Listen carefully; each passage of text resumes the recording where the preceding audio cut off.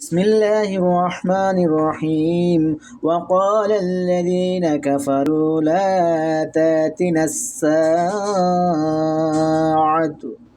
قل بلى وربي لتاتينكم عالم الغيب لا يعزب عنه مثقال ذرة في السماوات ولا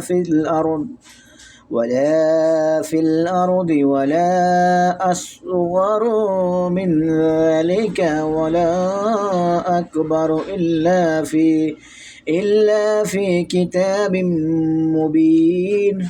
কাফিররা বলে, আমাদের উপর কিয়ামত আসবে না। বলো, হ্যাঁ আসবেই।